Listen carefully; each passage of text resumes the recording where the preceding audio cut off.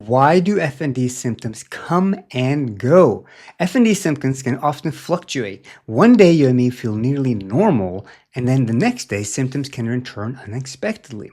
This happens because the brain's faulty signals isn't consistent, and it can worsen with stress, fatigue, and sensory overloads. That's why some days I would be a total mess. Okay, and some days I would be okay. And then it would just progressively got worse and worse, where I was totally non-functional, couldn't get out of bed, sitting blindfolded in a dark room 24/7 for years. It's just shaking. So the whole point is that the FND symptoms, like the reason is sometimes you're very stressed out. I know somebody who had issues, then they had to prepare for like this wedding and they were totally stressed out and they were a wreck, a mess for months afterwards. So you just need to be very, very careful because stress affects you very, very differently than it does other people, or maybe even the way at least it affected me before all these things happen. So it can the brain signals, you don't always know what it is. It can be diet, it can be an infection, it can be a million different things we don't always know.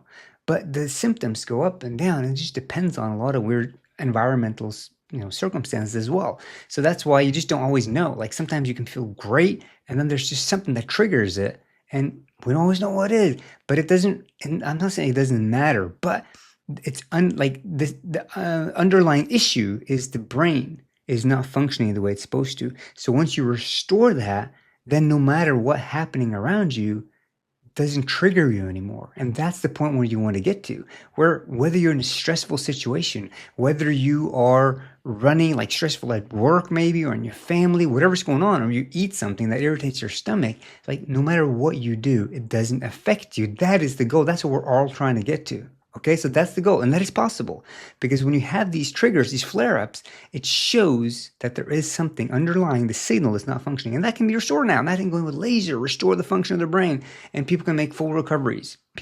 Countless people like me and other people have had full recoveries. It's amazing. I'm not 100% yet. I'm almost there. But go to my website, beyondbrain.com. They use small amounts of electricity with precision to go restore the function of the brain, the faulty brain circuits.